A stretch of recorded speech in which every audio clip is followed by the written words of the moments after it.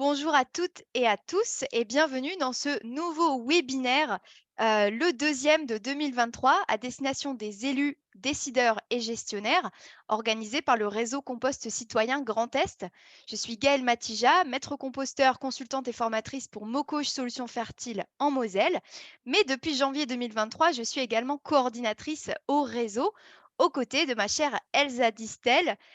Nous occupons toutes les deux les nouveaux postes salariés du réseau, réseau qui a à nouveau rencontré le soutien de l'ADEME Grand Est pour les 3 ans à venir. Pour celles et ceux qui ne nous connaissent pas, bon, pour ceux qui connaissent notre réseau, je m'en excuse d'avance, mais pour celles et ceux qui ne nous connaissent pas encore, le réseau Compost Citoyen Grand Est est une association régionale qui rassemble les acteurs engagés sur la question des biodéchets dans des démarches de prévention et de gestion de proximité, la fameuse PGProx. Et à travers nos différentes missions, nous essayons de faire au mieux pour informer ces acteurs, pour les outiller, mais aussi pour les fédérer en organisant des temps de rencontre afin d'échanger et de cultiver une culture commune. Tout au long de l'année, nous vous proposons donc des temps forts et c'est dans ce cadre que nous organisons ce fameux webinaire. Alors, ce webinaire, notre webinaire du jour, est le dernier d'une série de trois autres, une série de trois débutée à l'automne 2022 et que l'on a souhaité consacrer au coût des projets de prévention et de gestion de proximité des biodéchets en Grand Est. Donc, le premier, vous le voyez apparaître ici à l'écran, portait sur les coûts liés aux projets de compostage domestique et partagé. Le second mettait en avant les coûts liés aux démarches de lutte contre le gaspillage alimentaire. Et vous pouvez retrouver les replays de ces webinaires ainsi que les précédentes éditions sur notre site internet et notre chaîne YouTube. Pour finir notre série, nous abordons donc aujourd'hui les coûts liés à la gestion des espaces verts et de leurs déchets. Notre objectif du jour étant d'aller plus loin dans les étapes clés d'un projet de prévention réussi en essayant d'apporter des données chiffrées autour d'interventions concrètes. Au programme de cette rencontre, des invités de choix. Nous introduirons cette thématique en présentant la réglementation liée aux déchets verts et les impacts de ce type de déchets. Pour nous donner un aperçu des pratiques en cours, nous avons la chance de recevoir Pascal Strévy, maître composteur au SMICTOM d'Alsace Centrale. Bonjour Pascal, merci d'être avec nous aujourd'hui. Pascal nous présentera du coup les méthodes et les résultats de l'enquête réalisée par le syndicat auprès de ces collectivités sur les pratiques de gestion des déchets verts. En seconde partie, nous aborderons la question de la prévention à travers les pratiques de gestion différenciée des espaces verts. Nous aurons pour cela un bel aperçu de ce qui peut être mis en place concrètement à l'échelle d'une commune par le témoignage de Monsieur Fernand Willmann. Bonjour Monsieur Willmann, merci d'avoir accepté notre invitation. Monsieur Willmann est le maire de Semmersheim en Alsace et pourra témoigner de son expérience vis-à-vis de leurs actions mises en place. Après son intervention, on essaiera de dresser un tableau récapitulatif des solutions possibles en matière de réduction des flux. Et puisqu'on ne peut pas toujours réduire les flux, ou en tout cas pas tous les flux à la base, nous aborderons ensuite les actions de proximité. Deux témoignages viendront mettre en lumière la pratique du broyage. Monsieur Patrick Dion, président du CIEMTO, et Laetitia Basile, chargée de prévention, nous parleront du prêt de broyeur aux particuliers. Et puis, Thomas Détoré, chargé de prévention à la communauté de communes Moselle et Madon, nous présentera une solution de collecte et de valorisation en régie. Merci à vous trois d'être présents et de nous faire part de votre expérience. Ce webinaire se terminera par un dernier temps consacré aux ressources disponibles dans lesquelles vous pourrez aller puiser pour développer vos propres projets en la matière. Et évidemment, tout au long de ces 2 heures, vous pourrez réagir dans le chat et interroger après chaque intervention. Voilà, cette ouverture terminée, je vais laisser la parole à Elsa pour démarrer sur le petit rappel réglementaire. À toi, Elsa. Merci Gaëlle. Donc pour ce webinaire, nous nous sommes basés sur plusieurs études de l'ADEME et notamment celle qui apparaît à l'image, l'analyse sociologique des comportements liés au brûlage. Et selon cette étude, qui est parue en 2023, donc elle est toute récente, pour répondre aux objectifs nationaux, les stratégies mises en place par les collectivités qui visent en priorité à réduire la production de déchets verts et favoriser la gestion de proximité. Les structures ou services en charge de la collecte et ou du traitement des déchets jouent dans ce cadre un rôle moteur. En effet, ils anticipent les besoins, expérimentent et proposent des solutions de proximité, en prenant en compte les spécificités de leur territoire. 4 types d'actions ont été identifiées. Elles sont parfois menées de manière concomitante. La première, c'est équiper les usagers, à part l'acquisition, la mise à disposition de matériel. La deuxième, mettre en place des services, parfois aux dépens de la collecte, pour pouvoir équilibrer. La troisième, responsabiliser les usagers. Et la dernière, prévenir la production des déchets verts par une sensibilisation des usagers à une gestion plus vertueuse. Pour ce dernier point, l'exemplarité de la collectivité est un levier important pour accompagner, encourager l'action de toutes et tous et montrer que même à l'échelle d'une collectivité, c'est faisable. Alors chacun dans son jardin, c'est encore plus à porter. Ce sont ces 4 types d'actions que nous allons explorer aujourd'hui et qui vont constituer le cœur de notre propos. Alors, je vais dresser d'abord quelques éléments de contexte en Grand Est. Alors je vais éviter les acronymes, mais par contre les désignations sont assez longues. Donc nous avons le Programme régional de prévention et gestion des déchets du Grand Est, soit PRPJD, qui a été adopté en 2019, mais qui se basait sur des chiffres 2015. Il dressait au regard des déchets organiques l'état des lieux du service public de prévention et de gestion des déchets ménagers et assimilés, qu'on appelle aussi SPPGDMA. Ainsi, concernant les déchets verts, la collecte des déchets verts représentait en moyenne 51 kilos par an par habitant, donc c'est une moyenne. Et parmi ces 51 kilos, 81% étaient apportés en déchetterie et 19 étaient collectés en porte-à-porte. Le service public de prévention et de gestion des déchets ménagers et assimilés a pour 2025 l'objectif, à mon sens très peu ambitieux, de contenir le flux des déchets verts collectés, soit de rester aux alentours de 52 kilos par an par habitant. Il énonce aussi la recommandation de promouvoir le jardinage naturel et de développer la gestion différenciée des espaces verts. En 2020, pour ceux qui l'auraient oublié, c'était la période Covid, avec une partie des déchetteries fermées. Les déchets verts représentaient 9% des déchets ménagers assimilés, comme vous pouvez le voir sur le petit camembert. Par contre, ce chiffre, à mon sens, est peu représentatif, donc il sera intéressant de le suivre dans l'évolution pour les années 2021-2022. Le retour du terrain, ce n'est pas une baisse des apports des déchets. Alors, il y a plusieurs nécessités ou motivations pour agir. La première qui viendrait en tête, c'est la nécessité environnementale, mais il y a une nécessité réglementaire. La prévention des déchets s'inscrit dans plusieurs textes.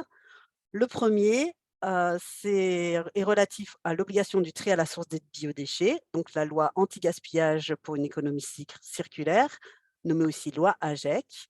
Cette loi stipule que depuis le 1er janvier 2023, le seuil réglementaire d'obligation de valorisation des biodéchets est abaissé à une production de 5 tonnes par an. Par biodéchets, on entend naturellement les déchets de cuisine, mais aussi les déchets des parquets et jardins. Et au 31 décembre 2023, je suis vraiment désolée pour ma voix, donc au 31 décembre 2023, le tri à la source des biodéchets deviendra obligatoire pour tous, quel que soit le volume produit et l'activité du producteur détenteur. Le deuxième texte sur lequel l'action s'appuie, c'est l'interdiction de l'usage de produits phytosanitaires, dite loi Labé. Donc, depuis le 1er janvier 2017, il est interdit aux personnes publiques d'utiliser ou de faire utiliser via des prestataires privés des produits phytosanitaires pour les espaces verts, les forêts, les promenades ouvertes au public, les voiries, etc. Depuis le 1er juillet 2022, juste un petit coup d'aperçu sur la slide suivante, s'il te plaît, Gaëlle. L'interdiction a été étendue aux propriétés privées, aux lieux fréquentés par le public et dans les lieux à usage collectif, qui sont résumés par l'image. Vous y trouverez donc l'ensemble des propriétés privées à usage d'habitation, habitat collectif ou individuel, les hôtels, auberges collectives, campings, parcs résidentiels de loisirs, les établissements de santé et d'enseignement, les jardins familiaux, les zones accessibles au public des zones commerciales et activités de service, les maisons d'assistants maternels, les cimetières et columbariums, les aérodromes et une partie des terrains de sport. Pour certains, l'obligation a été reportée au 1er janvier 2025. On peut retourner sur le non, sur le précédent, pardon, Gaëlle, c'est un voilà et les derniers textes sur lesquels s'appuie, l'action de prévention des déchets verts sont liés à l'interdiction de brûlage.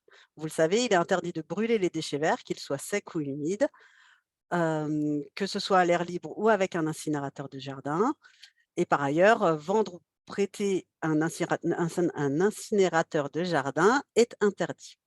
Brûler ces déchets verts, surtout s'ils sont humides, dégage des substances toxiques pour les êtres humains et l'environnement. Il faut aussi compter les troubles de voisinage qui peuvent être induits et les risques d'incendie. Donc le brûlage sauvage des déchets constitue une infraction et la personne peut avoir à payer une amende jusqu'à 450 € maximum.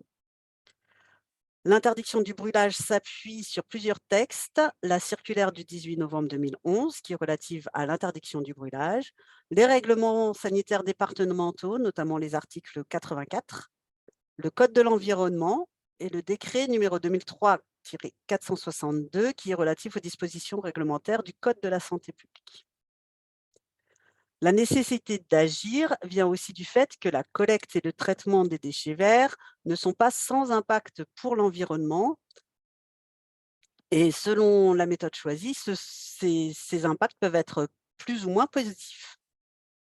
Si tu veux bien, Gaëlle, merci. Donc vous pouvez le voir, il y a des impacts écologiques, économiques et sociétaux. Les impacts écologiques, une gestion des déchets verts vertueuse entraîne moins de pollution qui sera liée à la collecte ou au dépôt en déchetterie, notamment celle, liée au transport des matières et à leur traitement. Elle entraîne l'usage de moins, voire de plus du tout d'intrants. Le retour au sol permet l'amélioration du sol et le captage de CO2. Les méthodes naturelles de jardinage, sont gages de préservation de la biodiversité et permettent aussi d'utiliser moins d'eau. Les impacts économiques, moins de déchets à collecter, et à gérer, donc ça permet de maîtriser les coûts pour la collectivité et selon le mode de tarification des déchets pour le citoyen, ça peut aussi avoir un impact sur, sa propre facture. Quand il n'y a plus d'achat d'intrants, donc il y a cette économie-là qui est réalisée. Il y a également aussi l'absence des coûts annexes. Quand on veut utiliser des produits, phytosanitaires, il faut du personnel qui doit suivre des formations. Ces formations ont un coût et obligatoire. Il faut des équipements de sécurité et des armoires sécurisées. Le retour au sol permet une amélioration du sol et donc une amélioration des cultures si jamais on est dans cette démarche. Enfin, les impacts sociétaux, ils sont aussi de divers ordres. Pour la collectivité, il y a l'exemplarité de l'action qui n'est pas à négliger, la cohérence politique, la valorisation du travail des agents et leur montée en compétences. Pour le grand public, la gestion des déchets verts et l'information permet de répondre à la volonté du public d'agir face au changement climatique et d'agir concrètement. Cela peut être aussi un «prétexte» entre guillemets à des formations de pair à pair et à des échanges et donc à du lien social et enfin, la prise de conscience du gaspillage des matières et une prise de conscience du respect du vivant qui permet aussi, d'ouvrir sur d'autres gestes qui ne sont pas liés aux biodéchets, voire aux déchets verts. Enfin, nous avons l'impact sanitaire, donc je l'ai détaché parce qu'on va faire un petit focus sur, les impacts du brûlage. Donc je l'ai dit, l'impact du brûlage a un impact, sur la qualité de l'air par l'émission de particules fines, de composés organiques volatiles, les benzènes, les hydrocarbures aromatiques polycliques, les oxydes d'azote qui sont, tous, estampillés cancérigènes, le monoxyde de carbone. À noter que l'ozone, c'est un polluant qui se forme aussi à partir des oxydes d'azote et des composés organiques volatiles. Donc plus on en émet, plus il y a de l'ozone qui se forme. C'est cet impact, enfin cette qualité de l'air, qui se détériore a un impact sur la santé qui peut aller de la gêne jusqu'à l'hospitalisation en cas de pic. Il y a, une multiplication des cas d'asthme, et en cas d'exposition chronique, les personnes souffrent d'asthme ont doublé en 10 ans et parmi elles, au moins 10% sont des enfants. De plus, l'exposition chronique aux polluants de l'air favorise les troubles de la fertilité et du développement de l'enfant. Vous avez le petit schéma qui vous présente comment, l'être humain, absorbe ces polluants. Et je vais me permettre une petite parenthèse. Dans la 9e enquête annuelle de l'ADEME sur la qualité de l'air, les énergies renouvelables, les économies d'énergie dans le logement, qui est paru en décembre dernier, donc en 2022, faisait apparaître que 27% des Français déclaraient ne pas avoir de jardin ou ne pas avoir de déchets verts. Il y avait une forte hausse de la part des personnes interrogées qui apportent leurs déchets verts en déchetterie, plus 7 points. Parmi leurs répondants, il y en avait 42%. La part des personnes qui gèrent leurs déchets verts par le compostage à la maison et le recours au bac de collecte en porte-à-porte se maintiennent. Donc, pour le compostage, c'était 35% des répondants et pour le recours des bacs de collecte en porte-à-porte, c'était 13%. Et sur le brûlage, les pratiques de brûlage des déchets sont en recul, mais elles reviennent à un niveau qui était similaire à celui de 2020. Donc 4% déclarent brûler les déchets à l'air libre et 4% déclarent également le faire dans un incinérateur individuel. Par contre, ce qui a évolué et d'une manière peu favorable, ce sont les justifications de ces personnes. Donc, d'abord, elles présentent le brûlage comme une solution qui est pratique. Et là, il y a 35% de ces personnes qui déclarent que c'est leur solution la plus pratique pour gérer leurs déchets verts. 34% remettent en cause le bien fondé de l'interdiction du brûlage parce qu'elles considèrent qu'en allant à la déchetterie, elles pollueraient plus. Et 29% déclarent ne pas comprendre pourquoi on n'a pas le droit de brûler. Donc ces 2 derniers points sont des leviers de communication importants pour les collectivités et les associations ou les entreprises travaillant sur la question pour expliquer vraiment pourquoi cette interdiction et quels sont ses impacts. Mais concrètement, les collectivités agissent déjà et avant toute action, il est préférable de dresser un état des lieux et pour ce faire, je vais passer la parole à Pascal Strivy qui va nous présenter l'enquête qu'il a pu réaliser sur son territoire. Et merci Elsa, bonjour à tous. Alors du coup, je suis Pascal Strivy, maître composteur pour le SMICTOM d'Alsace centrale. Donc pour mettre le cadre, c'est une collectivité de 90 communes située au centre de l'Alsace avec 130 000 habitants, un territoire semi-rural, un gros centre de 20 000 habitants qui est Célestat, et puis après, voilà, beaucoup de campagnes entre les bords du Rhin et les sommets des Vosges. Alors comme l'a dit Elsa, effectivement, avant de démarrer différentes actions, on fait un état des lieux. On avait déjà rencontré un certain nombre de communes en 2012 et 10 ans après, en fait, on avait besoin de refaire un point puisqu'il y a eu beaucoup d'évolutions. Les communes se sont beaucoup mobilisées, hein, suite notamment aux différentes évolutions réglementaires dont qu'a évoqué Elsa. Voilà, donc on avait ce besoin de savoir où en était le territoire pour pouvoir déclencher les actions qui serviraient au mieux. Donc, tu peux avancer sur les slides.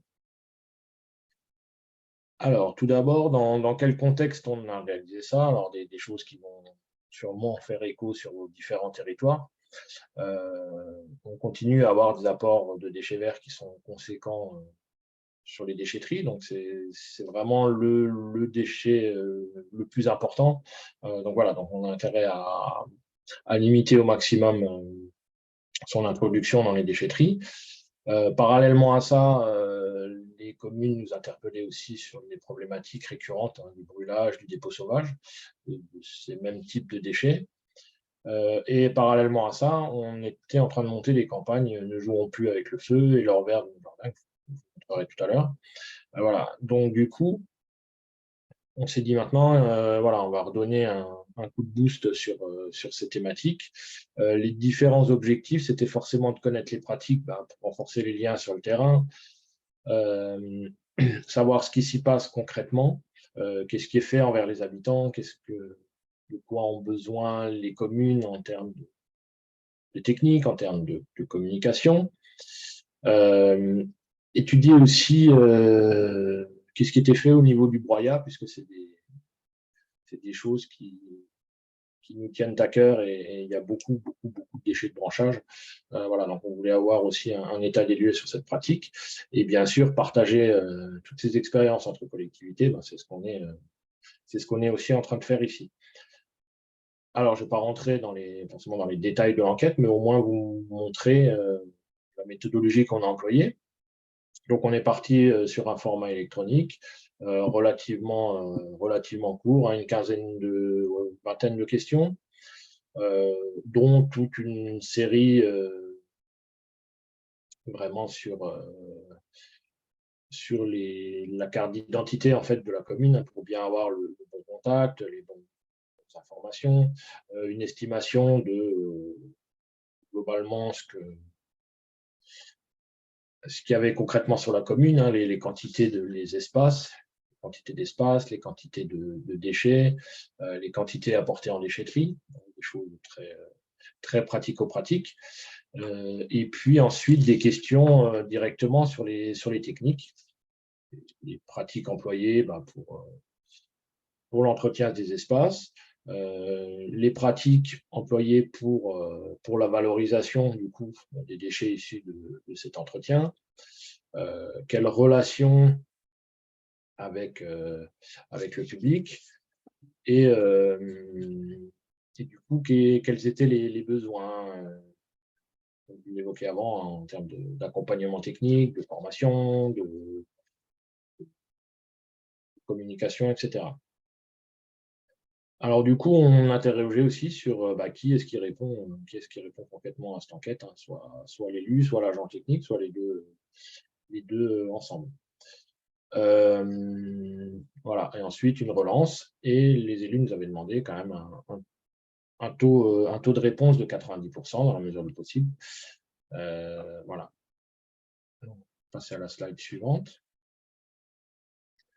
Donc en gros, qu'est-ce qui en est ressorti? Donc il y a eu 78% de réponses, hein, donc trop loin de l'objectif. Donc on part quand même sur un panel de 70 communes, ce qui est extrêmement représentatif. Donc pour vous donner un ordre d'idée, on n'a pas non plus fait ça en mettant la pression. On a envoyé un premier mail avec le questionnaire au courant du mois de mai.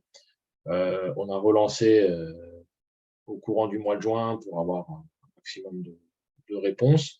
Et puis, durant l'été, on a profité pour une petite relance téléphonique, puisque c'est des périodes qui sont des fois plus propices aussi à avoir des réponses. Et du coup, voilà, ça donnait un panel qui était extrêmement représentatif. Donc voilà, en fonction des communautés de communes, il y a plus ou moins de réponses, mais vous voyez qu'on se retrouve quand même globalement entre 60 et 90% de réponses en nombre de communes, donc ce qui est extrêmement satisfaisant. Au niveau des répondants, voilà, pour la moitié, ce sont des élus qui ont répondu, de plus de 30%, des agents techniques, et puis un petit panel de 15%. Alors, du coup, sur la slide suivante, on va voir juste quelques synthèses en fait de ce qu'il en ressort, hein, pour donner un petit peu une idée. Voilà, on se rend compte que 93% des communes, par exemple, ont mis en place des techniques pour limiter les tontes. Voilà, la pratique du zéro phyto, hein, qui a été évoquée avant, est globalement mise en place. Voilà, au niveau du broyage et du compostage, il y a quand même énormément de communes qui pratiquent des actions. Alors, avec un petit zoom sur le broyage, hein, où il y a quand même 90% des communes qui sont assidues dans ces pratiques, y compris en intégrant le broyage des déchets de certains foyers. Voilà, et donc presque toutes les communes qui ont répondu ont vraiment un impact fort au niveau de toutes ces pratiques vertueuses. Alors, par rapport à tout ça, ça a permis effectivement d'avoir un meilleur état des lieux du territoire et donc du coup d'accompagner au mieux les communes. On va le voir sur la vue suivante. la concrétisation, c'était vraiment de fournir des outils d'accompagnement aux communes. Voilà, tu peux avancer, Gaël. Donc, je vous évoquais avant une campagne voilà, pour accompagner effectivement toutes ces choses-là. Donc, une campagne Ne jouons pas avec le feu, valorisons. On est parti vraiment sur les alternatives, justement, au brûlage et au dépôt sauvage. Voilà, on a un peu pris le contre-pied de ce qui se pratique partout, hein, partout des feux, etc. Et on dit ne brûlez pas. Nous, on est parti sur l'inverse en disant ben, voilà ce que vous pouvez faire avec vos déchets verts. Et voilà. Et enfin, on cite quand même les références de la loi et les risques pour ceux qui le pratiquent. Sur la slide suivante, une autre source qu'on a créée, hein, donc c'est un panneau qu'on installe dans les communes ou sur certains sites remarquables, en fait, globalement pour montrer un exemple de gestion des différents déchets d'entretien. Donc là, ça s'adresse plus au public, mais c'est des techniques que les communes emploient aussi et de plus en plus pour agrémenter leurs espaces verts. Donc voilà, donc ça donne les différentes techniques et ça permet aussi de montrer à la population que c'est pas forcément très compliqué. Du coup, je lisais une question au passage par rapport aux différentes questions, différents questionnaires, il est en lien dans le PowerPoint, donc vous aurez accès aux questions précises du questionnaire. Voilà, donc ça, ce sont les campagnes qu'on a relayées auprès des communes. Et donc, pour synthétiser un certain nombre d'éléments, du coup, voilà, on a créé comme une page Internet spécifique dédiée aux collectivités, où on va retrouver un certain nombre de choses. Donc, les pratiques en Alsace centrale, c'est ce qu'on est en train d'évoquer. Donc, il y a tous les documents voilà, avec les questionnaires, avec les résultats précis pour chaque question, pour le territoire, les différents documents, on l'a vu, notamment les campagnes, aussi les liens vers des partenaires territoriaux, comme la Grand Est, qui accompagne aussi les communes sur une gestion vertueuse des déchets verts, le CNFPT, qui fait les formations pour les collectivités territoriales, etc. Voilà, on fournit aussi des articles et des photos clés en main, puisqu'il y a énormément de collectivités qui nous demandent ça, parce que pour mettre dans leurs bulletins communaux et inciter la population justement à plus brûler, à plus déposer, à faire moins de déchets. Et un certain nombre de partages d'expériences, différents liens, et notamment ce type de webinaires qui sont aussi demandés.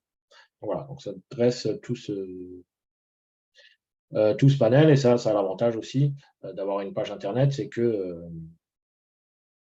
en fait on peut agrémenter ça au fur et à mesure dès qu'il y a des nouvelles choses, et donc du coup c'est quelque chose de très dynamique. Voilà pour cette partie. Si vous avez des questions, n'hésitez pas. Merci Pascal. Les questions qui sont apparues dans le chat étaient liées à la mise à disposition des documents. Donc ce retour d'expérience très pratique, je pense que ça a été apprécié. Avant l'intervenant suivant, je vais juste me permettre un petit rappel sémantique. C'est moi qui ai de l'écho. Avant, il y a une question sur les actions sur les cimetières. Je ne pense pas que vous distinguiez au niveau du SMICTOM les espaces les uns des autres. Y a-t-il des actions spécifiques, j'imagine, sur les cimetières, Pascal? Alors nous, on n'a pas forcément d'action très très spécifique sur ça. Après, on laisse la liberté aux communes.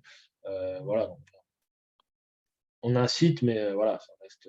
Là, ça sera plus un accompagnement qui sera fait par exemple par la Fredon Grand Est, qui est spécialisée sur ce genre de trucs. Nous, on est une collectivité territoriale, donc on n'a pas vocation à être super pointu.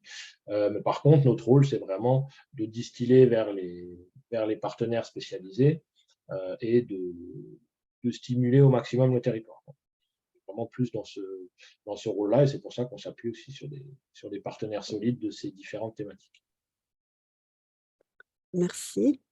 Donc, comme annoncé, je vais faire un petit rappel. Donc, les enjeux de la prévention et de la gestion des déchets verts sont à la fois de réduire les déchets verts, mais aussi de rechercher la biodiversité, d'enrichir et protéger le sol, de favoriser la présence d'auxiliaires et de respecter l'environnement. C'est l'ensemble de ces points qui constituent les enjeux. Et pour ce faire, vous pouvez avoir recours soit à la gestion intégrée, soit à la gestion différenciée. Donc, vous entendrez probablement les deux termes. Donc, la gestion intégrée, c'est une méthode planifiée de gestion des déchets verts qui fait appel à différentes techniques et habituellement, elle est destinée à réduire au minimum la quantité de déchets produites et donc qu'il faudra éliminer. Donc, la gestion intégrée permet de produire moins de déchets verts. Elle se distingue de la gestion différenciée, qu'on qualifie aussi parfois de gestion harmonique, gestion raisonnée durable, gestion évolutive durable et même de gestion raisonnable. Voilà, un beau panel de sous-titres. La gestion différenciée est une façon de gérer les espaces verts en milieu urbain ou rural qui consiste à ne pas appliquer à tous les espaces la même intensité ni la même nature de soins. Et cette gestion différenciée permet de favoriser la biodiversité. Mais nous allons avoir un exemple de gestion différenciée avec l'intervention de Monsieur Villeman, à qui je vais laisser la parole. Oui, bonjour à tout le monde. Merci pour l'invitation à ce webinaire. Juste me présenter de manière assez rapide quand même. Donc, je suis le maire de la commune de Sermensheim. On se situe au plein cœur de l'Alsace, donc quasiment à la même distance entre Strasbourg-Colmar, qui sont souvent les villes les plus citées. Personnellement, je suis également membre du comité directeur du SMICTOM et responsable d'une commission qui s'appelle Commission des partenariats, où on traite aussi de nouvelles formes de sensibilisation. J'y reviendrai tout à la fin. Alors, on peut peut-être passer au slide suivant. Donc, c'est effectivement la thématique, c'est voilà. Alors, notre définition de la gestion différenciée des espaces verts, c'est qu'effectivement, chaque milieu que nous avons dans notre commune, chaque espace vert est traité de manière différente, avec toujours comme objectif, je dirais, relativement fil rouge, de favoriser l'émergence de la biodiversité des espaces que l'on crée ou que l'on traite, avec des tontes qui ne se feront plus de manière régulière, plus toutes les semaines. Je dirais qu'on met en avant plutôt le côté biodiversité que le côté, je dirais, belle présentation. Bien évidemment, les entrées de village, on les garde quand même sous une forme accueillante, ce qui va de soi, avec une conjugaison de fleurs qu'on met également en place. Et on essaie de valoriser au maximum nos déchets verts. Donc ça aussi, c'est une action, je veux dire, qu'on a mis en place, qu'on bonifie d'ailleurs, je dirais, au fil du temps. Hein, on a donc effectivement revu de manière un peu générique toute notre gestion d'espace vert depuis la prise du mandat en 2020. Et bon, on le verra que l'organisation, l'optimisation des entretiens, on a essayé de chercher l'excellence à ce niveau-là, en alliant autant le confort visuel que la biodiversité, que la réduction de la main-d'œuvre sur ces espaces. On peut passer à la slide suivante. Alors, depuis 2021, alors 2020-2021, donc 2020, il y avait l'épisode Covid, mais malgré tout, ça nous a permis déjà de faire un état des lieux des pratiques qui existaient dans l'ancienne municipalité. Ces pratiques ne nous convenaient pas aux nouveaux élus, donc on a pu faire un travail de réflexion, de mise en place, période Covid aidant, hein, puisqu'on avait très peu de salariés présents en même temps, et ça nous a permis de travailler en profondeur, je dirais, les ressources techniques, et surtout de faire un bilan qui nous a aussi permis de dire on a l'utilisation de produits phyto. Nos techniciens n'avaient pas l'assermentation qu'il fallait. Donc, c'était vraiment notre premier point important qui se faisait finalement sur deux objectifs. c'est de réduire à zéro l'utilisation du phyto sur tous nos espaces, y compris, tout à l'heure, on a parlé de cimetière, le cimetière, dans lequel, effectivement, l'utilisation était quand même la plus abondante. Donc, je pourrais parler juste à la fin du moyen dont on traite notre cimetière. Et donc, le fait de faire certifier nos 2 agents techniques qu'on a au niveau de la commune, pour nous, ça représentait également un point de départ d'une opération qui est plus longue, c'est celle de la formation. Et là aussi, je voudrais en toucher un mot tout de suite. C'est-à-dire que nous, annuellement, Pascal a parlé des formations CNFPT. Annuellement, l'agent qui est devenu finalement le seul ETP que nous avons encore sur l'entretien suit à minima 3 à 4 formations annuelles. Donc, soit c'est la coupe des arbustes, soit c'est l'entretien des espaces verts avec des floraisons particulières, c'est l'entretien de prairies fleuries, c'est des plans de coupe, etc. Je crois que c'est un élément important que d'inciter les employés, nos agents, vers ces formations qui sont quand même de très bon niveau. Cette année, par exemple, il a suivi une formation du principe de comment réduire l'utilisation de l'eau. Donc, ce sont des formations que moi, j'encourage tous les acteurs à effectivement utiliser. Alors, quelle était notre évolution progressive des pratiques? Alors, on a tenu à réduire assez rapidement le nombre de tontes. Et pour ne pas générer de déchets, on est passé au mulching. Donc, nous, effectivement, les tondes restent au sol, ce qui offre un paillis naturel, ce qui offre effectivement des pelouses qui, malgré tout, restent vertes. Et c'est déjà effectivement un pas énorme qu'on a fait pour réduire je dirais, la quantité de déchets verts. On a choisi aussi des espaces fleuris atypiques où on a décidé de réduire les arrosages. Donc, c'est déjà le choix de plantes qu'on a fait. Donc, on a investi, globalement, c'était 7 000 € en l'an 2021 sur l'achat de plantes économes en eau. Donc, on a travaillé ça avec un prestataire local qui propose énormément de variétés de fleurissement. Et le choix qu'on a fait, c'est un choix de fleurs qui vont tenir entre 9 et 10 ans et qui nécessitent un arrosage, là on dit toutes les 2 semaines. Je peux vous dire que depuis la période chaude que nous connaissons là sur l'Alsace, ça fait 2 semaines et demie à peu près, on n'a pas arrosé une seule fois nos fleurs et pourtant elles sont vraiment en pleine éclosion.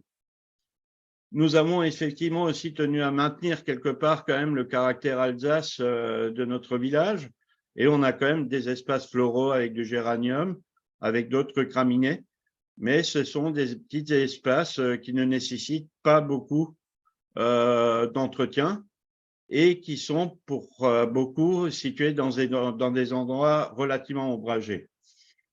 On désherbe manuellement ou mécaniquement, donc on est quasiment zéro phyto. On a l'ancien local dans lequel étaient déposés tous les produits, il est quasiment vide. Et on respecte autant la loi que de respecter la nature. Donc, on l'a dit, au niveau des achats, on se concentre sur vraiment les nouvelles espèces de vivaces, de plantes peu consommatrices d'eau. C'est un travail qu'il faut faire et s'il n'y a pas des géraniums partout, ce n'est pas un problème. Nos habitants se contentent des espaces fleuris. Et ils ont très bien compris la démarche puisqu'ils ont été associés pleinement à notre démarche qu'on avait initiée. On utilise des bâches horticoles également pour limiter la pousse des plantes adventices. C'est notamment le cas sur le milieu scolaire ou aux abords des bâtiments publics. Et donc après, on a surtout, je dirais, l'utilisation d'un produit qu'on génère nous-mêmes, qu'on réutilise sur tous nos espaces verts, c'est-à-dire le broyat. puisque le broyat permet de limiter, je dirais, l'évaporation de l'eau et conserve l'humidité au sol. Et c'est un produit finalement qu'on verra sous quelle forme on le produit, nous, et qu'on réutilise totalement sur tous nos espaces verts. Donc, coût de l'opération 0 €. Et on le verra pourquoi. Et donc, effectivement, c'est ce fameux broyat qu'on utilise. On peut passer à la diapositive suivante. Alors, pour arriver au broyat, donc on a créé une zone qui était effectivement à l'abandon, qu'on a transformée en zone multiservice, telle qu'on l'appelle. Alors, c'est une zone qui récupère de la terre végétale provenant d'industriels, enfin d'artisans en construction, qui, au lieu de déposer la terre un peu n'importe où, on la récupère pour nos citoyens. Donc, les citoyens peuvent récupérer de la terre végétale. Mais surtout, cette zone permet aux citoyens 2 fois par an, donc c'est en principe sur la deuxième partie du mois d'octobre et c'est sur la première quinzaine du mois de mars, d'aborder dans la zone toutes les coupes de haies. Donc, nous, on va effectivement récupérer toutes les coupes de haies des particuliers et c'est ce qui va nous donner le broyat. C'est-à-dire qu'effectivement, on réutilise toutes les haies qui nous sont apportées, qui sont broyées. Alors là, on a également une aide technique de notre EPCI, de communauté de communes, puisque le matériel a été acheté au niveau de la communauté de communes et est mis gratuitement à disposition de toutes les communes. Et donc, on organise un calendrier sur ces périodes relativement chargées entre les communes. Donc, nous, par exemple, on l'occupe un week-end entier, puis un début de semaine. En moyenne, on récupère sur 400 domiciles, on a souvent entre de 180 à 200 administrés qui viennent déposer. Donc, à peu près 50% du village amène les haies qu'ils coupent. Donc, ça, ce sont quelques photos. Et puis ensuite, vous avez le devant de la mairie, juste sur la slide d'avant, l'image du bas à gauche.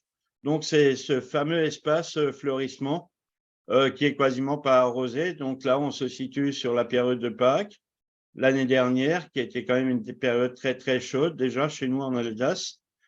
C'est un espace qui n'a pas été arrosé du tout dans cette période-là. Alors, on peut passer par contre à la suite. Et donc, vous voyez, on a conservé quelque part quand même des endroits où on a notre géranium d'Alsace avec le jury de fleurissement qu'on maintient, etc. En bas à droite, c'est aussi une initiative qu'on a prise. On a un jardin pédagogique.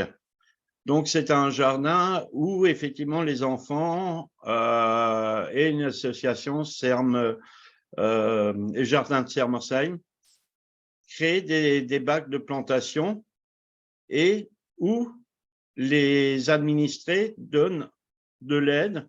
Alors, c'est autant des végétaux, c'est autant des fruits, c'est des légumes.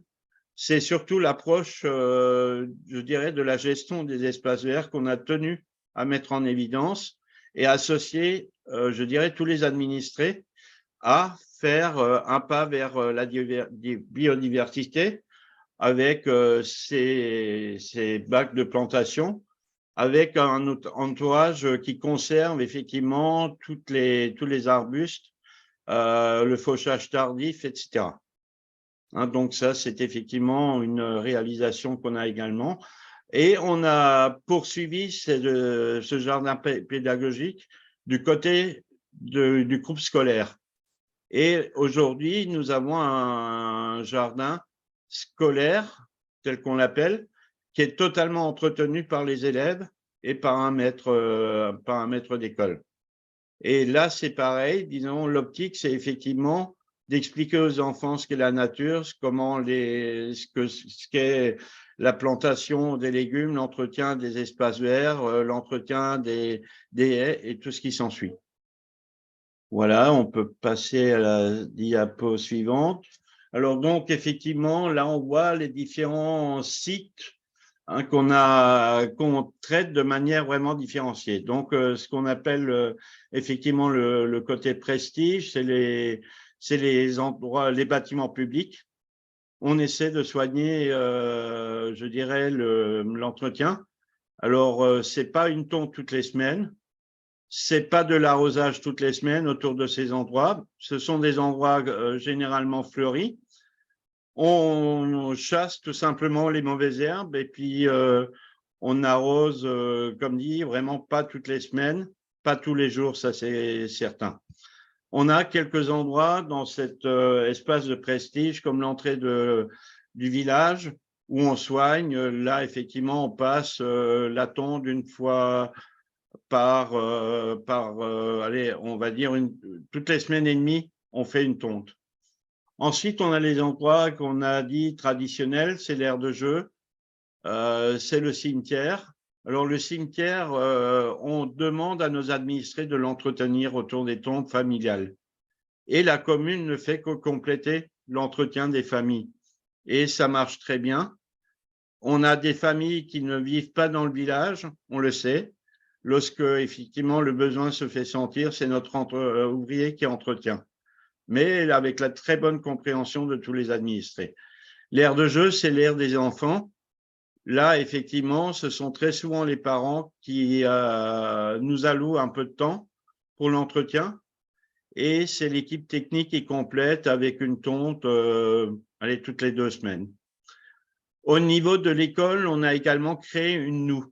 Alors, la noue, c'est surtout pour récupérer toutes les eaux de pluie. Et la noue a été ensemencée de haies et de plantes également vivaces. Donc, effectivement, c'est une récupération d'eau qui est faite dans la noue, qui permet aussi d'éviter d'optimiser la gestion des eaux pluviales sur une cour d'école qui est quand même assez spacieuse. On est sur ensuite plutôt les zones naturelles qu'on tient à garder en naturel. On a quelques zones humides, on a les bords de route et on a effectivement ces endroits-là, on le laisse en fauchage tardif. C'est-à-dire qu'on a maximum tout autour du village, sur les petites sur les petites routes qui desservent le village, en dehors des entrées de communes, on pratique le fauchage tardif. Le premier a été fait la semaine dernière, puisqu'on a quand même effectivement une poussée d'herbe qui était quand même de quelques 60 cm, donc on a procédé au fauchage. Le prochain fauchage n'aura lieu qu'à la sortie de l'été. Ensuite, on a notre complexe sportif. Alors là, c'est différent. C'est du sport de compétition. Donc, c'est deux terrains de foot et demi qui sont tondus toutes les semaines par l'équipe de l'association sportive. Et donc, on a également complété tout le dispositif par quelques jardinières qui sont notamment sur la réutilisation d'anciennes charrettes, etc., qu'on a tenu à mettre en valeur, ou d'anciennes barques à fond plat, qu'on a tenu à mettre en valeur avec, je dirais, une plantation de fleurs. Alors, je ne sais plus s'il y a encore une slide derrière. Voilà, donc les actions, oui, c'est vrai, tout ça, je dirais, tout ce plan de différenciation des espaces verts est corroboré par des opérations. Alors, on a l'opération broyage que j'ai dit, c'est 1 ou 2 samedis par an, en mars, en octobre. Là, on est plutôt sur un cycle de 2 semaines, donc 2 week-ends complets ouverts. Et on utilise donc la partie de broyat, voire tout le broyat, pour l'aménagement des espaces verts, pour réduire justement l'évaporation des eaux du sol, pour faire en sorte que l'humidité reste près des espaces. On a l'opération sapin de Noël, donc là aussi, c'est généralement le second week-end du mois de janvier.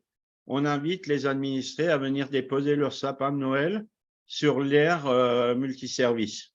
L'année dernière, c'était donc en 2023, ou plutôt en début d'année, on a récupéré 80 sapins de Noël qui ne vont pas sur le site de la déchetterie, qui surtout sont broyés, et donc on utilise ce broyat sapin de Noël de manière encore différente que le broyat des haies. On a aussi réalisé des hôtels à insectes, donc c'est la composition qu'on a fait nous-mêmes. Donc actuellement, on a 50 hôtels à insectes qui sont répartis un peu dans tout le village, près de l'église, près de la zone de loisirs. On en a un dans la cour du groupe scolaire et on en a également sur le jardin pédagogique qu'on a vu tout à l'heure. Et donc, il y a ce fameux jardin pédagogique qui aujourd'hui, effectivement, encore animé de manière beaucoup plus conséquente, puisqu'on a commencé à y mettre des espaces de pique-nique où les familles peuvent, à loisir, aller sur la période estivale et être au plus proche de la nature avec le projet qui est en cours, c'est la réactivation de ruchers sur cet espace. Voilà, et je crois que là, par contre, oui, donc les résultats. Donc, on a, en ce qui concerne les agents, on avait 2 agents qui travaillaient presque à temps complet sur la saison estivale, hein, celle qui nécessite le plus d'intervention espace vert. Ben, on a pu réduire quasiment à 1 agent sur cette période, sachant que l'agent fait tout. Il gère les tontes, il gère le fleurissement, il gère l'arrosage, mais il ne fait pas que ça. Il fait également tout ce qui est propreté et il travaille sur les nouveaux décors de la saison, soit automnale, soit celle du printemps à venir. Donc, c'est un gain d'un agent qu'on a pu faire, qu'on a pu réaliser. Et le deuxième agent, qui était encore pas mal pris sur tout ce qui était entretien espace vert, ben aujourd'hui, il ne fait plus que son rôle de responsable technique et il n'intervient que sur la technique durant toute cette période d'entretien. Donc, effectivement, l'achat des fleurs était de l'ordre de 2 000 €. Donc, on l'a multiplié sur 3 années. Donc, on est à peu près à 7 000 € d'investissement pour les fleurs où on consomme quasiment très peu d'eau, voire peu d'eau ou pas d'eau. On n'a plus aucun produit phyto qui n'est acheté. On a vraiment du traitement sans phyto. Et on a aussi, par voie de fait, comme on a fait un choix floral, on a pu réduire de manière assez conséquente la consommation d'eau. Voilà. Je crois qu'effectivement, c'était tout pour ma partie. Merci, Monsieur Villeman. Vous avez, on peut laisser la petite synthèse en fait que je m'étais permise de faire pendant les questions. La première question qui vous a été posée, c'était à savoir si les associations sportives disposaient de leur propre matériel ou si c'était la commune qui mettait à disposition le matériel pour entretenir les équipements Le terrain. sportifs. Non, terrains. donc c'est du matériel association, c'est eux qui ont leur matériel.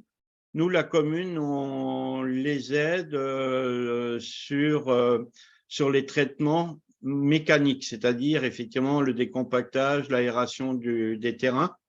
Donc ça, c'est pris en charge par la commune avec un prestataire extérieur. Par contre, tout l'entretien est réalisé par les personnes de l'association sportive. Merci. La deuxième question était relative au broyat des sapins de Noël. On vous demandait qu'est-ce que vous en faisiez? Alors, les broyats sapins de Noël sont notamment utilisés du côté du stade de football, où on a plutôt des haies, on a plutôt je dirais, des plantes qui ne souffrent pas je dirais, de la qualité du broyat.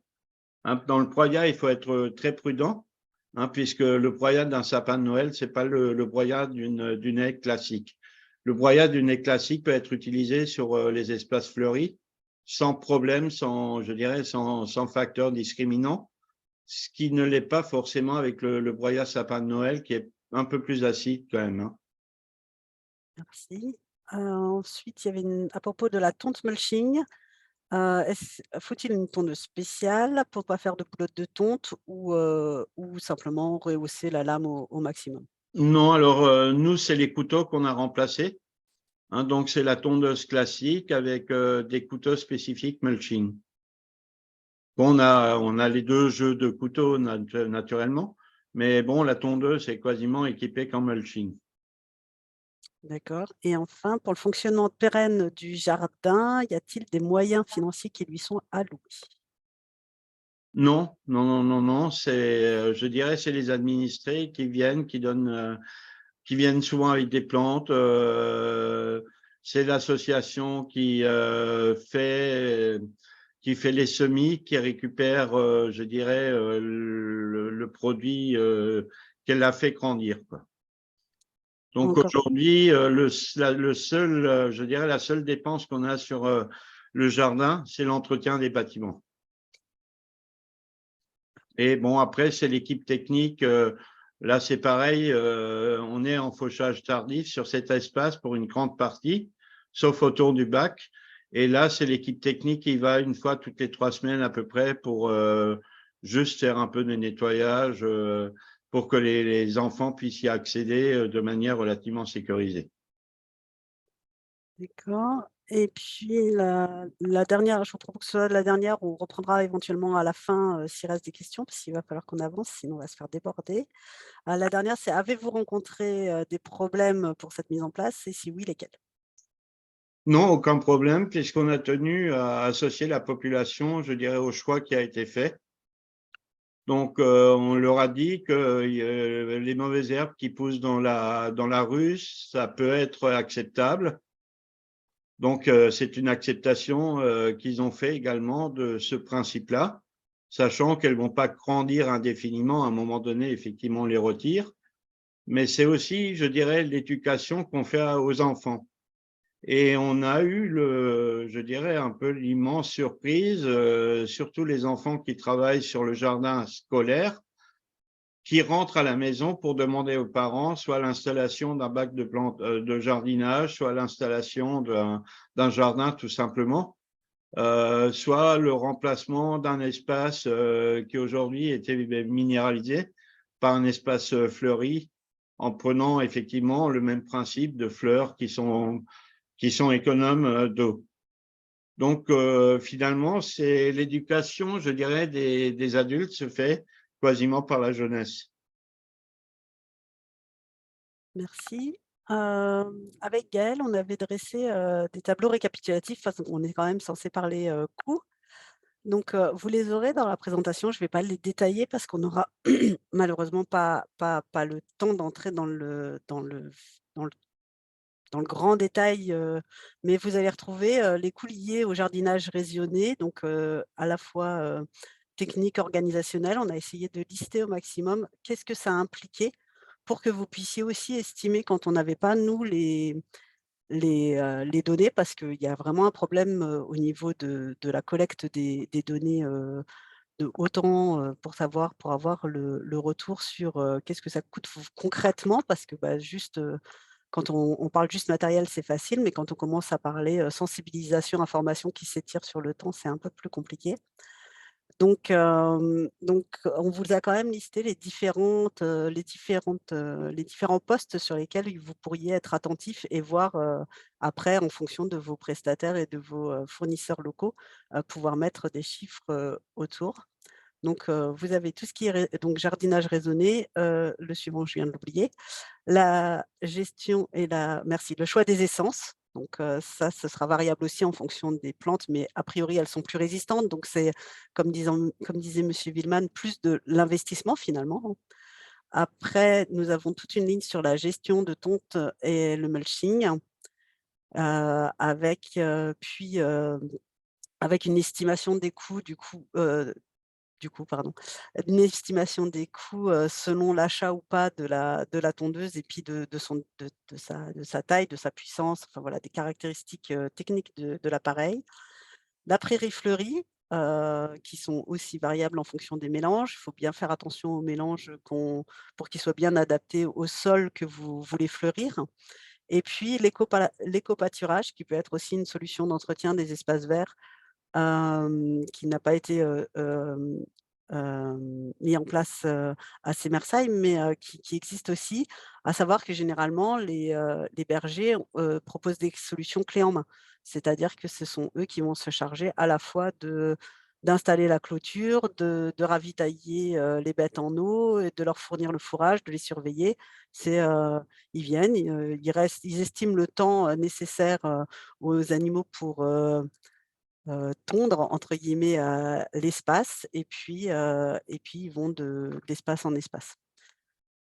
Juste une petite précision, si vous le permettez, sur Bien ce sûr. dernier point. On a une problématique dans notre commune des plantes invasives renouées du Japon.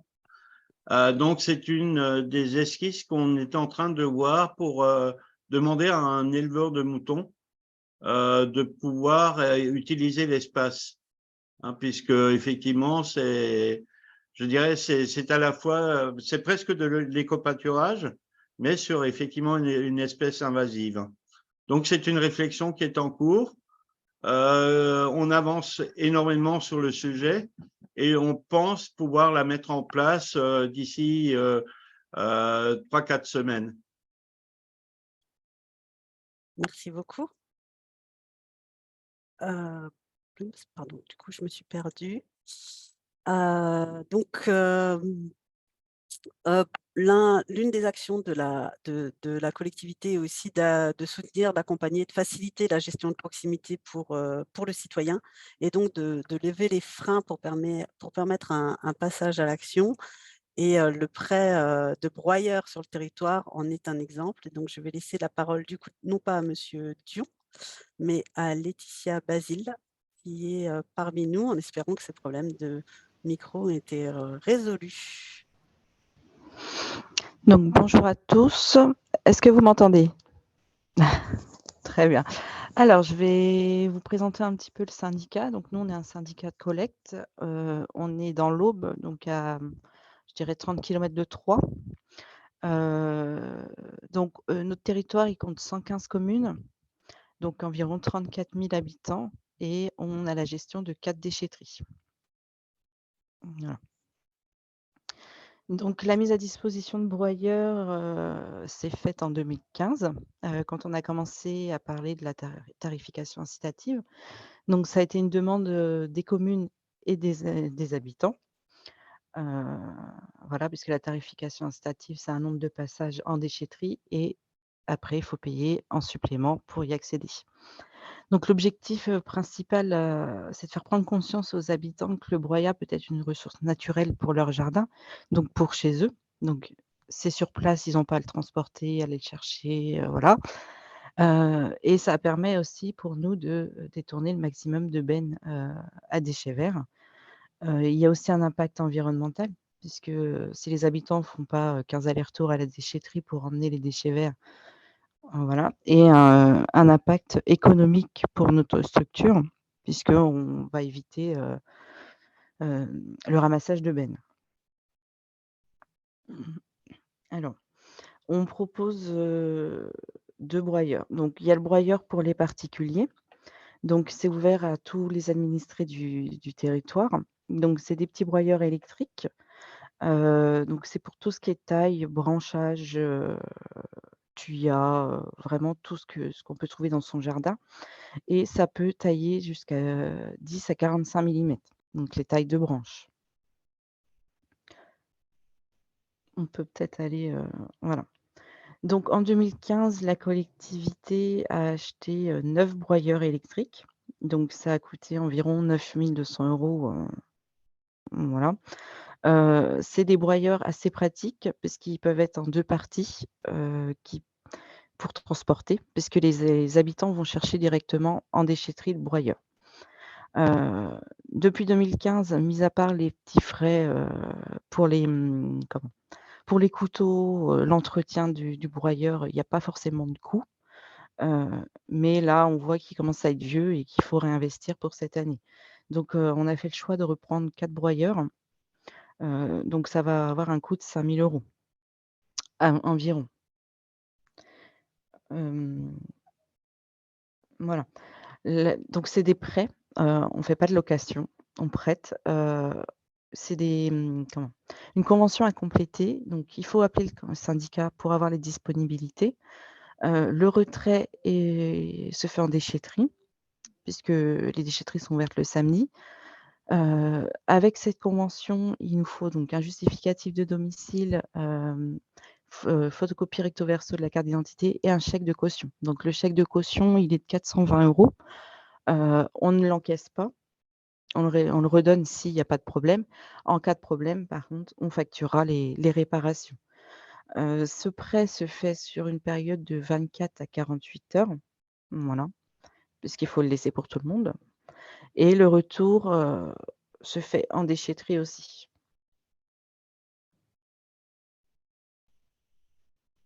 Et on met aussi à disposition, donc là, on fait une location, aux communes. S'il y a des communes, les grandes communes en l'occurrence, préfèrent faire du broyat, directement sur place.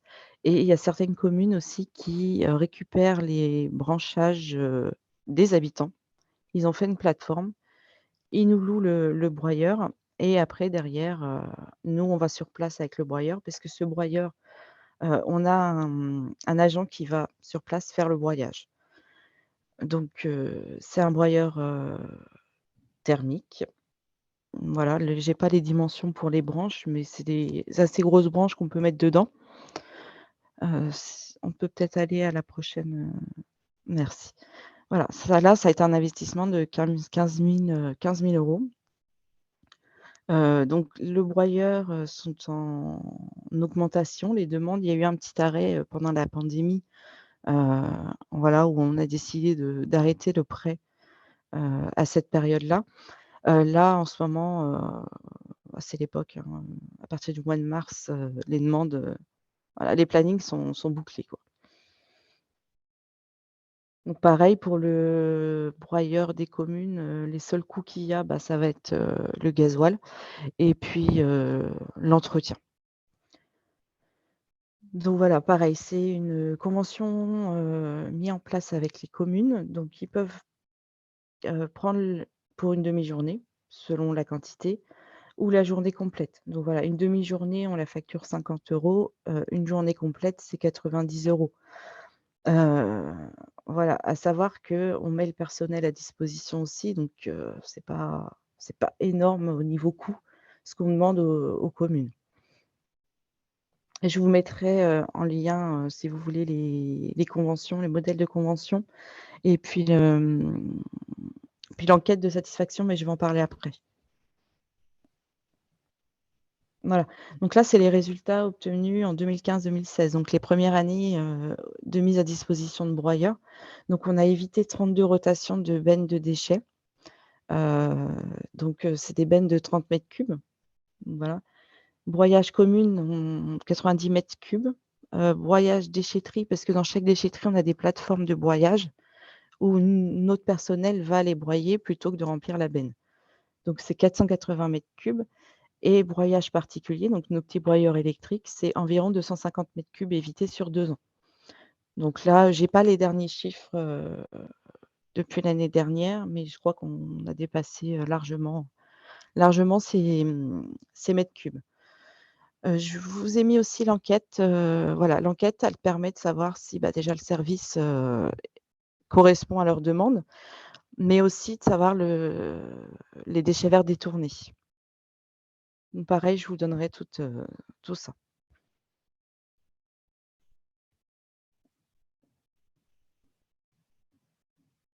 Pardon. Merci Madame Basile. Avant les questions, une petite précision, de Monsieur Villeman qui précise qu'il est demandé aux habitants de ne pas tailler, leurs haies entre mars et août pour permettre le développement de la biodiversité, tel que, le préconise, notamment France Nature Environnement. Il y a quelques questions pour vous Madame Basile. Oui. Le nombre d'emprunts annuels des broyeurs électriques? On est, sur les particuliers, on a une centaine d'emprunts, dans l'année. Voilà. Est-ce que les investissements ont été subventionnés? Et je rajouterai si oui, par qui? Alors si je dis pas de bêtises, en 2015 oui, par l'ADEME. L'ADEME avait, subventionné une partie, des broyeurs particuliers. donc les petits broyeurs électriques. Alors, je pourrais pas vous donner les montants, ça.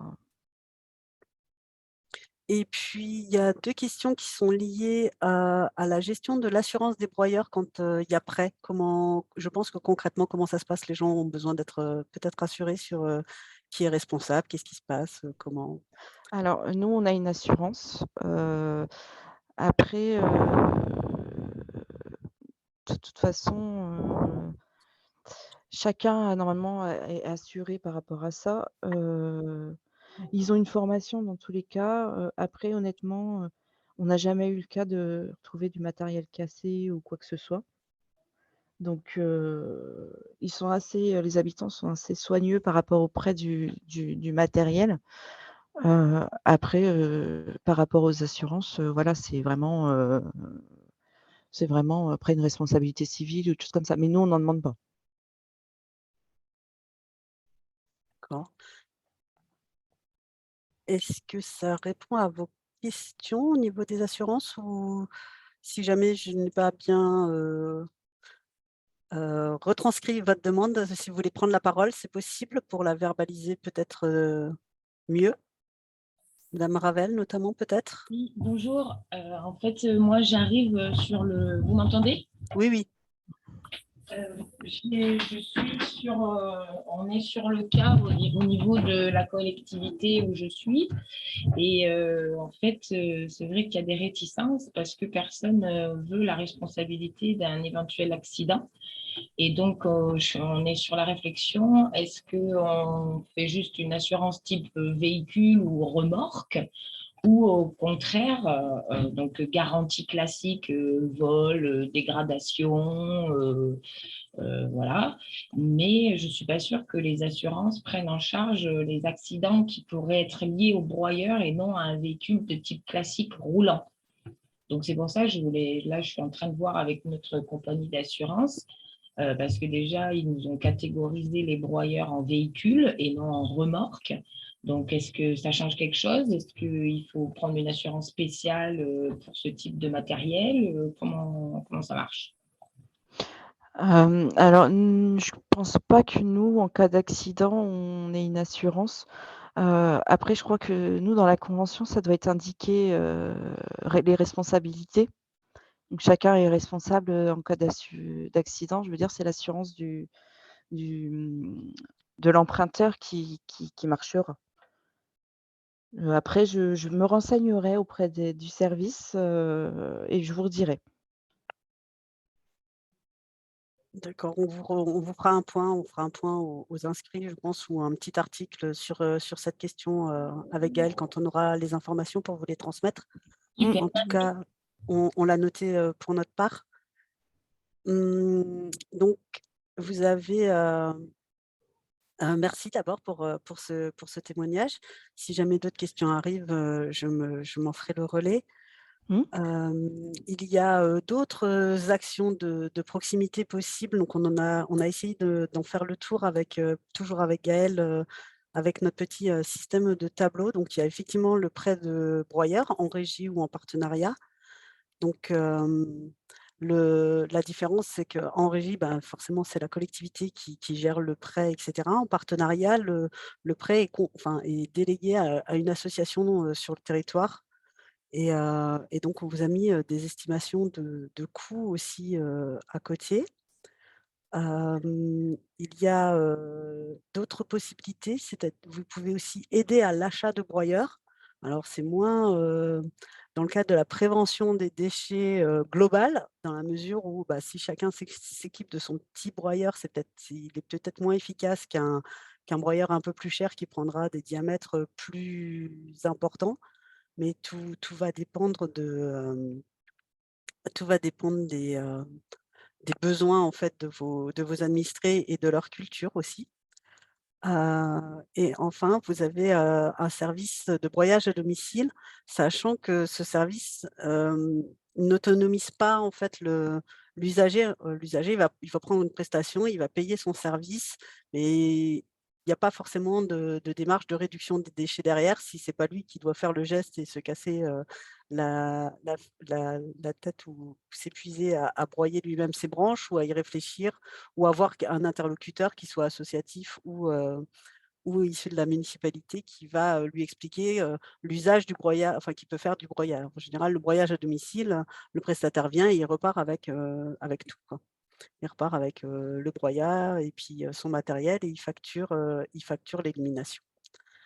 Donc là aussi, ça va dépendre si vous choisissez en régie, en partenariat ou si vos administrés font appel à des prestataires totalement privés, détachés de vos principes de prévention. Voilà, donc on a mis pour le budget estimé, vous allez retrouver que pour le broyeur tracté professionnel, ça peut aller de 10 000 à 30 000 €. Et puis, pour les broyeurs, plus petits, blablabla, je l'ai perdu, c'est de 3 000 à 5 000 pour avoir quand même quelque chose d'un peu de qualité. Donc ça peut être intéressant de mutualiser quand même, ces données et en fait, une dernière, possibilité, c'est de passer des déchets verts en compostage, collectif.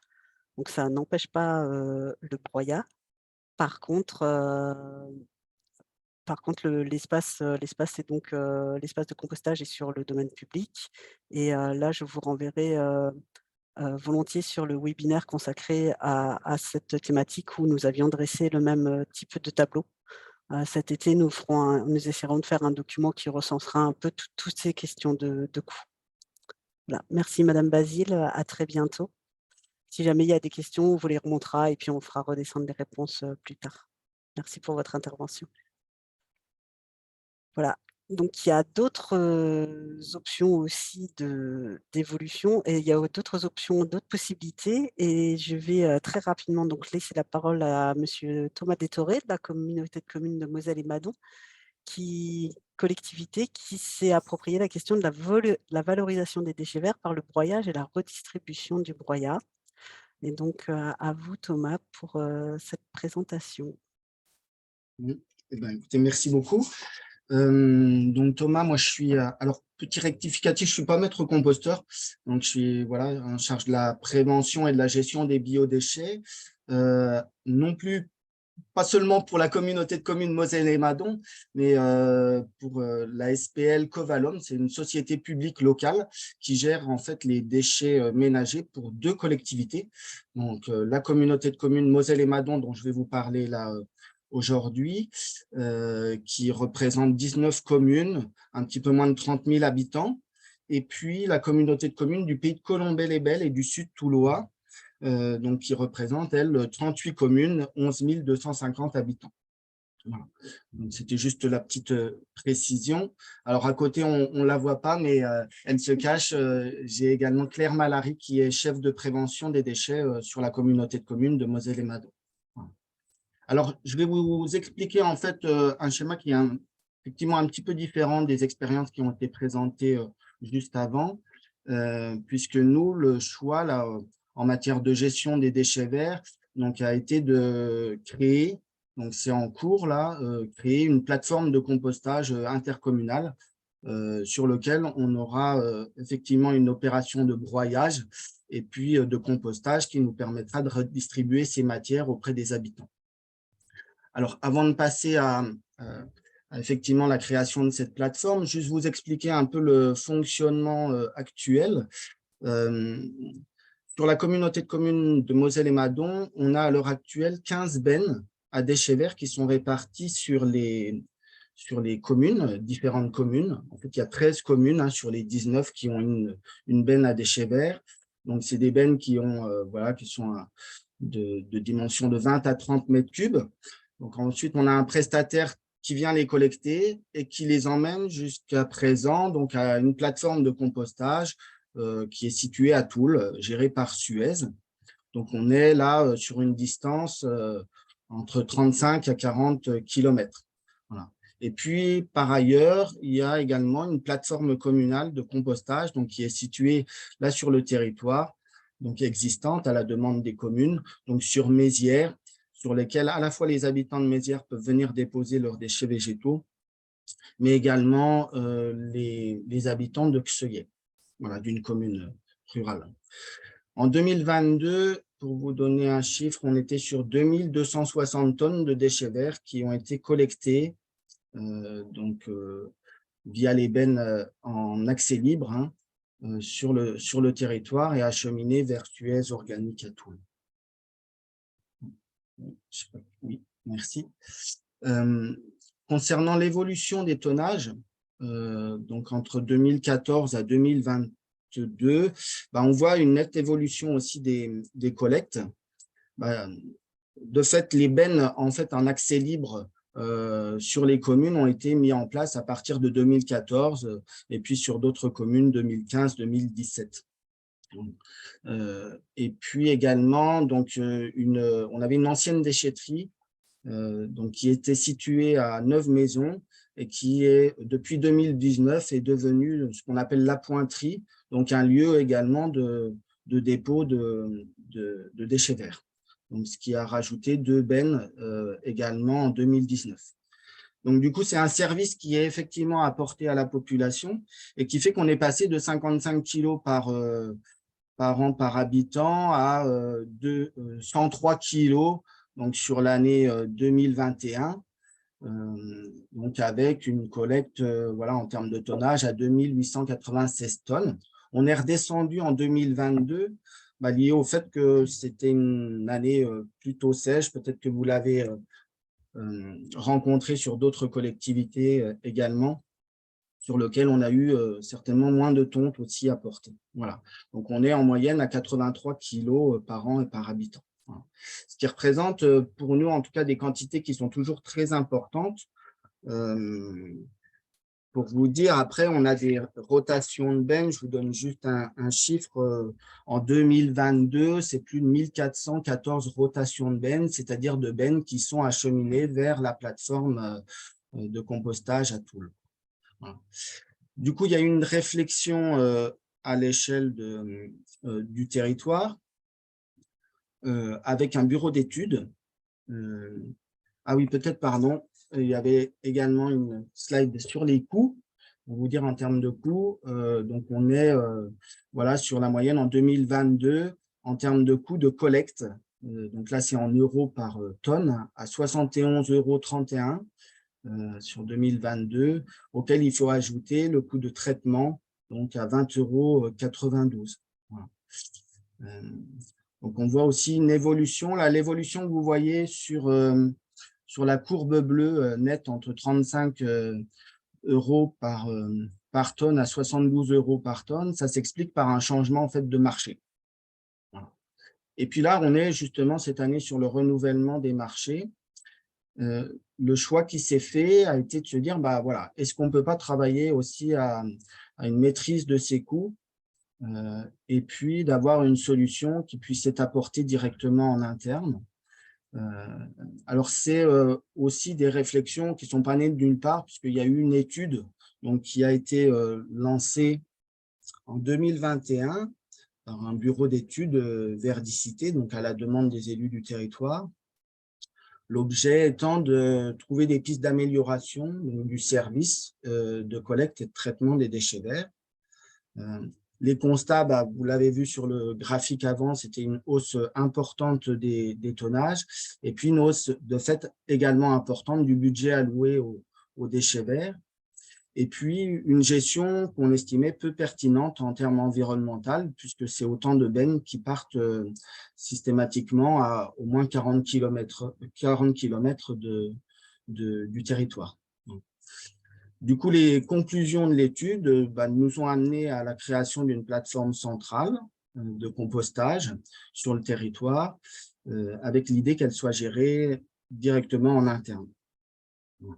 Et puis, autre conclusion, et j'en parlerai également parce que c'est un point sur lequel j'aime axer également, c'est justement toutes les actions de prévention des déchets et d'évitement justement des déchets verts qu'on peut mener en parallèle de cette solution de gestion. La slide. Donc là, la création de la plateforme de compostage, donc l'idée, elle est d'investir effectivement dans du gros matériel, puisqu'on est sur un broyeur qui coûte aux alentours de 350 000 €. Et puis de l'acquisition également d'une chargeuse, donc qui permet d'alimenter également le broyeur. Voilà. L'objectif donc de la plateforme, c'est à la fois de maintenir un service de proximité aux habitants. On voit bien que les gens sont très sensibles au fait de garder, on va dire, une benne en accès libre au sein de leur commune. Voilà. Pour eux, c'est un service que la collectivité leur apporte. L'idée également des objectifs de la création, donc c'était de réduire effectivement l'impact environnemental du traitement de ces déchets verts, et puis d'avoir un développement d'économie circulaire, puisque l'idée elle est de pouvoir aussi reproposer à la fois ce compost et ce broyat directement auprès des habitants. Habitants également communes, voilà, du territoire, et puis une revente. Donc là, on n'a pas encore totalement tranché là-dessus, mais c'est une revente aussi auprès des agriculteurs du compost qui sera réalisé. Donc tout ça dans l'idée aussi de pouvoir maîtriser les coûts. Donc là, les travaux sont commencés sur la plateforme là.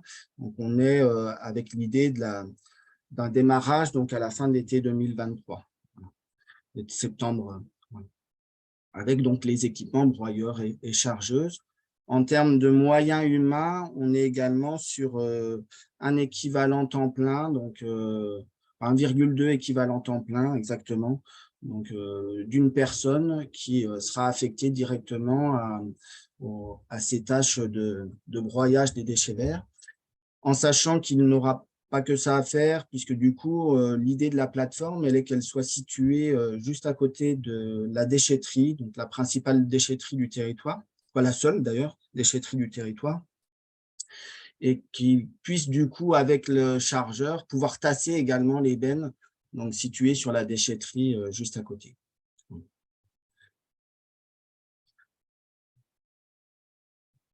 Alors, je voulais évoquer donc également tout ce qui était des actions de valorisation des matières qui sont déjà réalisées sur le territoire. On avait déjà des distributions de compost, puisque je vous disais, il y a une plateforme communale sur une des communes, à Mézières, sur lequel la collectivité du coup assurait les opérations de broyage et de criblage sur cette plateforme. C'était Suez qui du coup assurait ces opérations-là pour nous. Et l'idée, on a jusqu'à présent 2 sessions de distribution de compost qui sont réalisées auprès des habitants. C'est déjà quelque chose qui se fait actuellement. Et puis, également, donc je l'entendais dans le témoignage précédent, c'était le broyage et la valorisation des sapins de Noël sur des points de collecte. Donc ça, c'est une chose qu'on a fait il y a de ça 2-3 ans maintenant, sur lequel on a pour 2023 donc 18 points de collecte des sapins de Noël.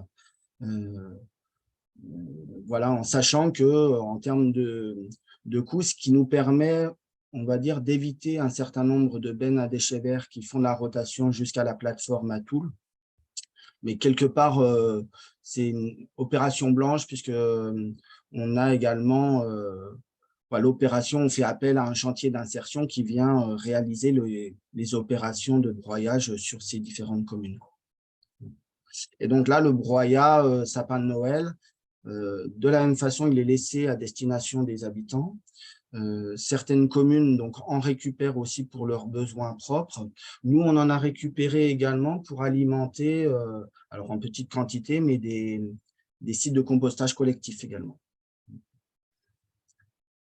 Voilà, sur la diapo suivante. Également, donc, sur les actions de prévention, donc là, on peut être assez fier aussi du travail qui avait été réalisé. Alors, pour le coup, par mon prédécesseur, puisque du coup, moi, je suis arrivé que là en début d'année, mais de formation de guide composteur et guide jardin au naturel. je disais, c'est vrai qu'on a cette partie-là, gestion des déchets verts, mais on essaye d'accentuer également sur comment on peut réduire et éviter ces déchets de végétaux. Donc, d'où l'idée de se dire aussi, faisons en sorte de faire passer le message. Et pour ça, rien de tel aussi que le pair à pair, c'est-à-dire quand des habitants parlent même à d'autres habitants. Donc, avec cette formation de guide composteur et guide jardin au naturel, jusqu'à présent, on avait 2 sessions par an. Donc, une session de guide composteur et une session de guide jardin au naturel. Et puis là, cette année, on a fusionné les deux donc, pour avoir une session de guide composteur et jardin au naturel, donc, qui est assurée par Organéo. Et depuis 2019, c'est plus d'une 60aine de guides qui ont été formés, d'habitants qui ont été formés. Dans le réseau, on est en moyenne sur une participation active d'une 20aine de guides, ce qui est déjà effectivement pas mal. Et puis, ces guides-là sont à la fois présents sur des stands. On est entre 5 à 10 stands par an. Là, d'ailleurs, en ce moment, ça a pas mal repris sur les animations.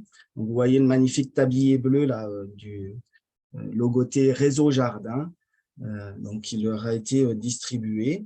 Ils sont présents aux côtés de la collectivité. Et puis, par ailleurs, nous, on assure également des stands sur différents marchés, donc sur lesquels on transmet les informations aussi concernant le paillage, l'intérêt du paillage, l'intérêt de la réduction des déchets verts. Là, vous voyez sur un des stands, sur une des photos, une petite haie sèche qu'on a réalisée. Donc, c'est vraiment montrer aussi par l'exemple de ce qu'on peut faire en termes d'alternatives. Voilà, sur le slide. En parallèle, donc là, vous avez le logo là, en haut à droite du réseau jardin. Le réseau jardin, au-delà de la formation des guides composteurs et guides jardin au naturel, donc c'est un réseau qui compte près de 300 personnes intéressées. Donc, au fur et à mesure, à chaque fois qu'on fait des stands et des animations, on demande si des personnes souhaitent du coup rejoindre ce réseau. C'est ni plus ni moins qu'un listing de mails, mais sur lequel après, ça nous permet de rediffuser les informations sur des animations qu'on peut proposer.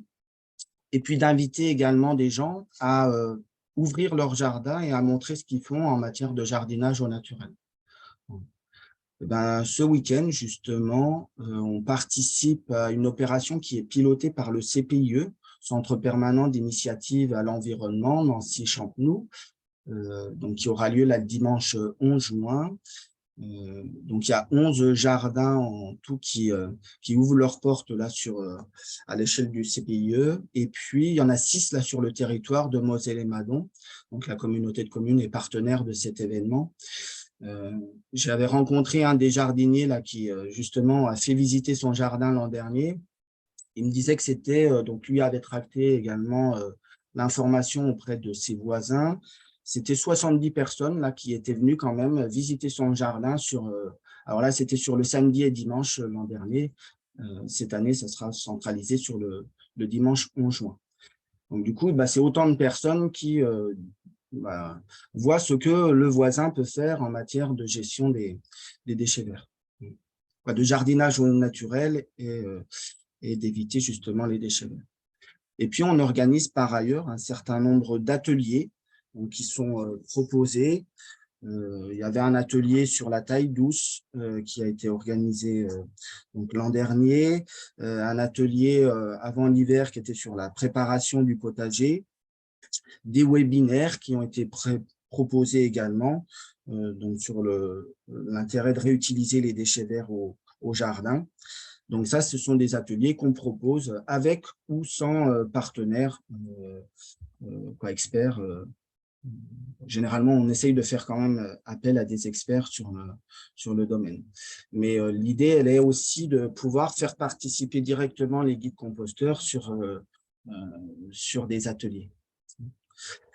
Voilà. Et puis, sur les autres actions, là, vous avez un des panneaux, vos déchets sont des ressources. Donc ça, c'est un panneau qu'on a installé sur des lieux de collecte des déchets verts, donc pour inciter les gens à se dire, bah, voilà, certes, vous avez apporté vos déchets verts là, sur la benne à déchets verts, mais sachez qu'on a d'autres alternatives possibles, ce qui vous évite aussi le transport, notamment en favorisant mulching, paillage, broyage. Donc ça, c'est des panneaux de communication. Vous retrouverez le lien aussi, puisque je l'ai rediffusé tout à l'heure à Gaël, donc vers le PDF, et vous pouvez sans souci vous en inspirer. Pour l'heure, nous, ils ne sont pas encore ces panneaux-là, donc c'est l'objet de cette année aussi, de pouvoir les diffuser sur la totalité des lieux de collecte. En parallèle, il y a l'idée également de diffuser les messages de manière un peu régulière sur les différents supports de communication qu'on peut éditer. Lettre de la prévention, donc, qui est envoyée à plus de 4000 personnes. Plus du coup, diffuser également les messages via les journaux communaux, différentes communes. Voilà. On a bien noté d'ailleurs également l'idée d'une page internet dédiée aux déchets verts, voilà, en disant que ça pouvait être une bonne idée aussi de compléter notre site internet par ce biais-là. Et puis également la présence d'agents sur des lieux de dépôt. Et puis la dernière diapo. Donc là, depuis cette année, on a souhaité organiser également une réunion de sensibilisation des élus et agents sur les espaces verts. Donc c'est une réunion qui au départ était une réunion d'information, un soir au mois de février. Et le constat, c'est qu'on a eu sur les 19 communes, on a eu 17 communes représentées sur le territoire de Moselle-et-Madon, donc ce qui était plutôt très positif, avec l'idée également d'avoir des suites sur cette réunion-là vers notamment un accompagnement des communes, notamment par le biais de la formation. Donc, j'ai bien entendu également Pascal là, sur les formations du CNFPT. Quelque part, c'est également ce qu'on souhaiterait pouvoir mettre en place là, au second semestre, donc, pour pouvoir impliquer à la fois agents et élus donc, sur une amélioration des pratiques sur leurs espaces verts. Voilà. Là, vous avez l'exemple de Puligny avec également un cimetière en herbe. C'est d'ailleurs là qu'on avait fait également une formation des guides composteurs. Voilà.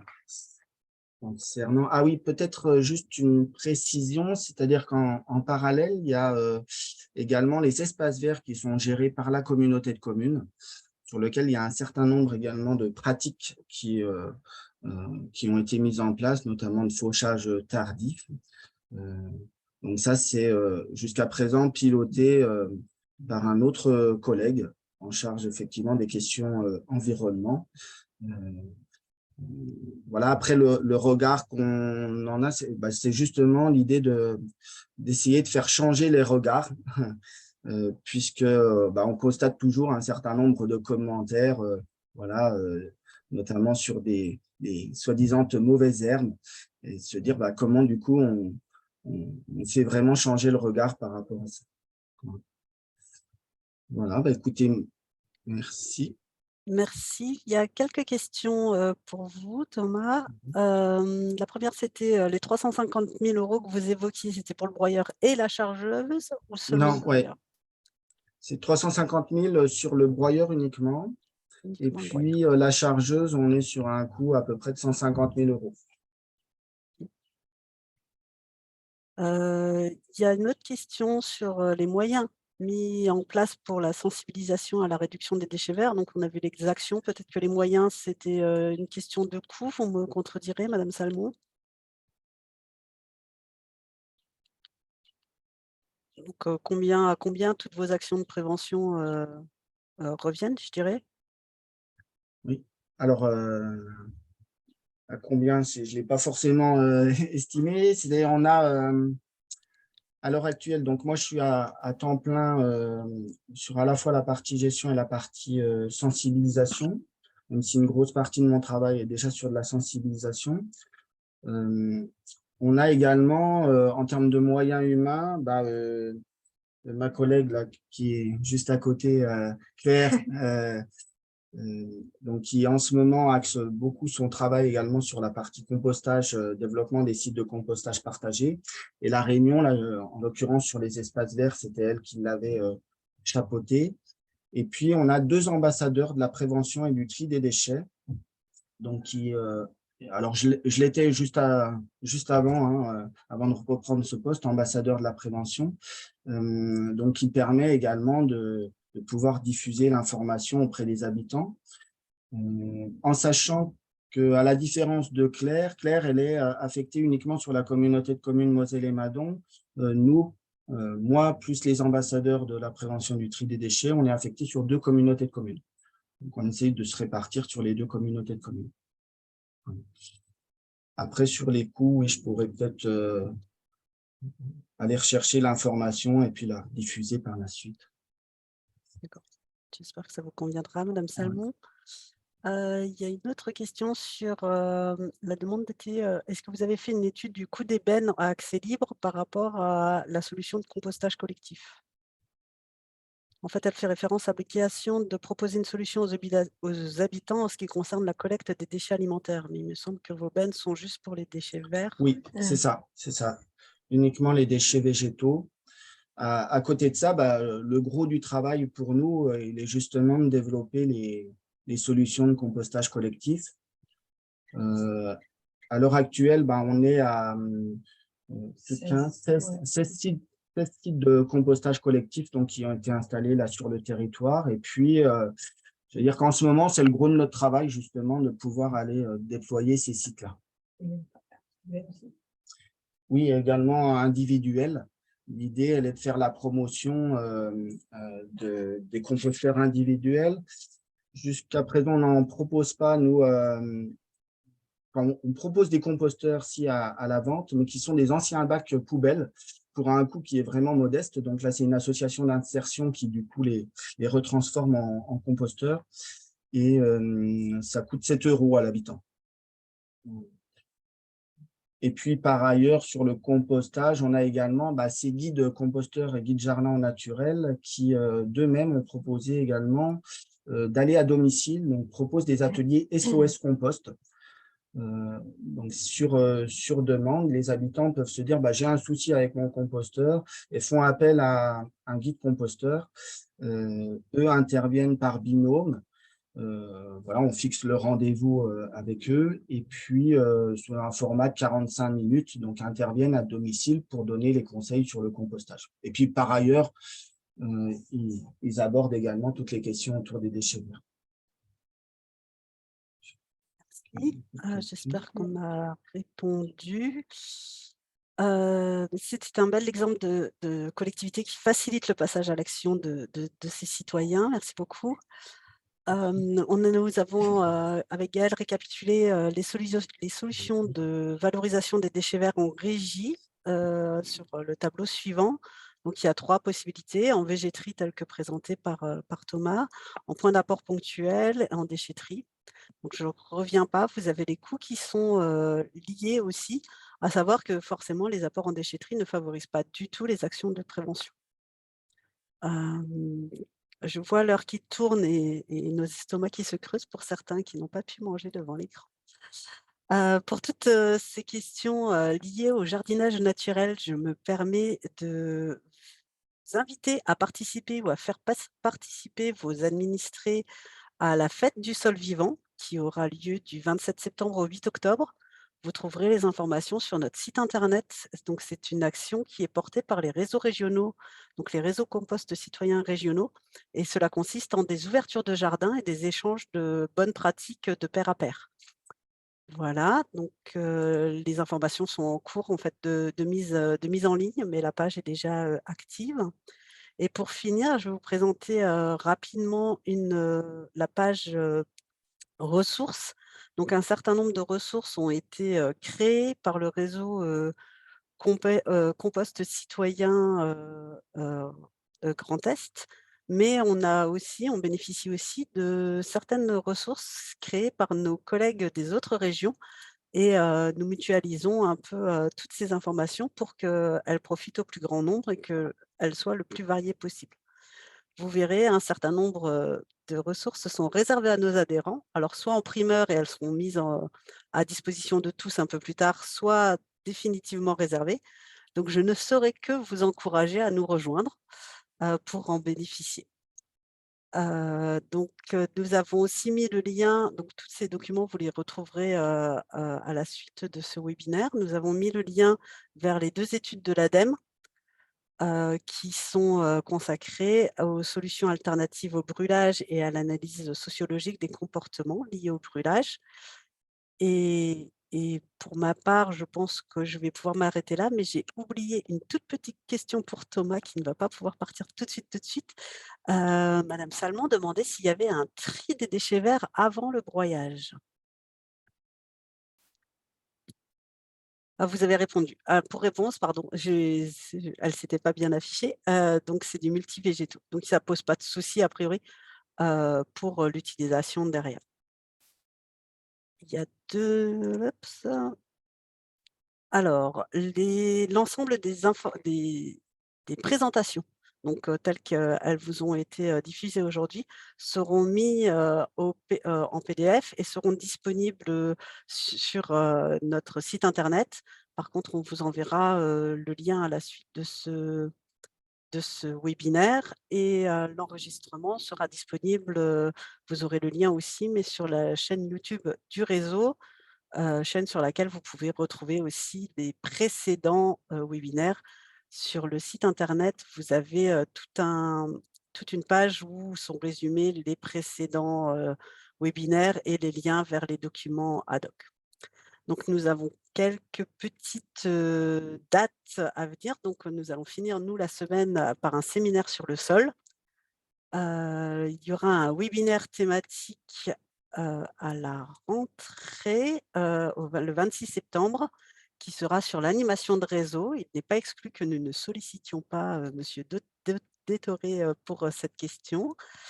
Et enfin, les journées techniques qui seront certainement autour du gaspillage alimentaire en octobre. Elles sont en cours de programmation. Voilà, je vous remercie vraiment beaucoup pour votre attention. Gaëlle nous glisse la médiathèque participative. Vous avez des documents, vous pouvez les partager même sans être adhérent au réseau. Vos conventions, vos panneaux, vous pouvez les poster sur cet outil et aller vous-même chercher des outils. Donc avant, ils sont modérés, hein, donc vous postez l'outil et il faut qu'il réponde à une certaine charte. Donc si vous avez un grand panneau avec pas de viande dans le composteur, sans aucune nuance, il ne sera pas accepté, et si la qualité n'est pas assez bonne pour une impression, il risque d'être retoqué, mais voilà, c'est assez rare, hein. La majorité des documents sont acceptés et vous pouvez trouver un grand nombre de documents qui sont en accès libre et un certain nombre qui sont réservés aux adhérents de quelques réseaux compost citoyens qu'ils soient. Voilà, je vous souhaite une bonne après-midi. Pour ceux qui n'ont pas déjeuné, un bon appétit. Et puis, à très bientôt. Le prochain webinaire a lieu début octobre, il me semble. C'est ça, aux 10 alentours de octobre. début octobre. Ce sera à nouveau sur ce format-là. Le sujet n'est pas défini, donc si vous avez des besoins, des envies, n'hésitez pas à nous les faire remonter par mail ou autre. Voilà, à très bientôt. Merci beaucoup. Merci beaucoup.